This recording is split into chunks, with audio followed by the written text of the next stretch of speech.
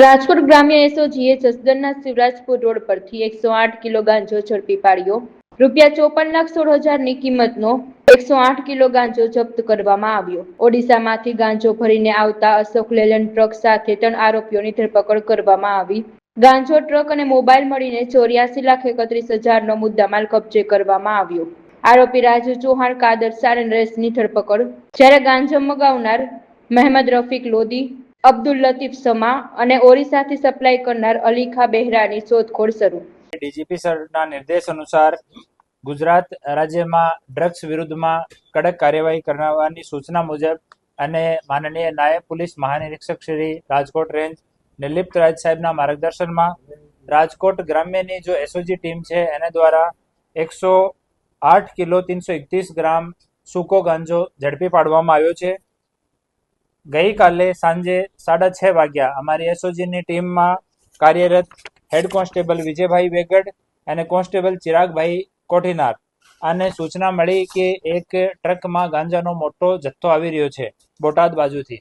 તો આ ટ્રકને રોકવામાં આવ્યો અને આ ટ્રકમાં 3 માણસો હાજર હતા। કાદરસા ઉર્ફે કાદર બાપુ, રહેવાસી કાલાવાડ જામનગર, નરેશ ઉર્ફે હરી, રહેવાસી રાજપરા બોટાદ અને રાજુભાઈ ઈશ્વરભાઈ ચૌહાણ, રહેવાસી રાજપરા બોટાદ। પછી ઉપરી અધિકારીઓને જાણ કરવામાં આવી, સરકારી પંચોને અને એફએસએલમાં બોલાવવામાં આવ્યા, સેમ્પલ ચેક કરવામાં આવ્યો અને ગાંજાની પુષ્ટિ થઈ। આ ગાંજો એ લોકો ઓડિશાથી લઈને આવ્યા હતા અને ઓડિશા લેવા માટે કાદરસા ઉર્ફે કાદર બાપુ અને નરેશભાઈ ઉર્ફે હરી એ બંને લોકો ગયા હતા।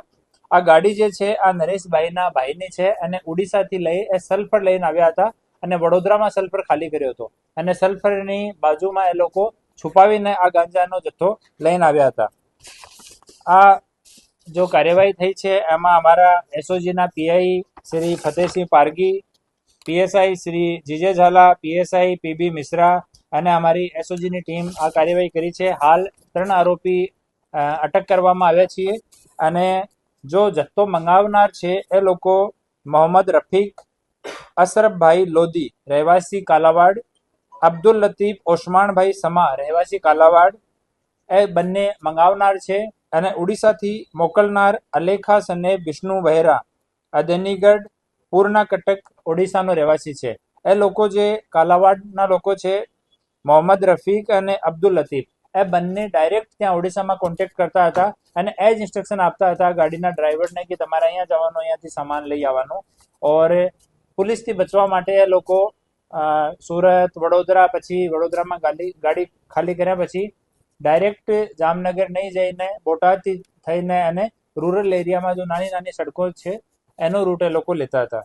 તો હાલ 108 કિલો અને 331 ગ્રામ ગાંજો જેની કિંમત ₹54,16,550 એની સાથે એક માલવાહક ટ્રક જેની કિંમત ₹30 લાખ અને મોબાઈલના 3 નગ, આમ કુલ મળીને ₹84,31,550નો આ કુલ મુદ્દામાલ કબજે કરવામાં આવ્યો છે। પૂછપરછમાં એ લોકો સ્વીકાર્યો છે કે ત્રીજી અને ચોથી વખત એ લોકો ત્યાંથી ગાંજો લઈને આવ્યા હતા, લેકિન આ ક્વોન્ટિટી નાની હતી। આ સૌથી મોટી ક્વોન્ટિટી આ જ રૂટમાં એ લોકો લઈને આવી રહ્યા હતા। પકડાયા છે એનો ગુનાહિત ઇતિહાસ નથી। જો વોન્ટેડ આરોપીઓ છે એના ગુનાહિત ઇતિહાસની અમે લોકો તપાસ કરી રહ્યા છીએ। આની એક વખત થોડી ઓર પૂછપરછ થશે ત્યારે જો વિગત સામે આવશે આ 100 લોકો સાથે શેર કરવામાં આવશે।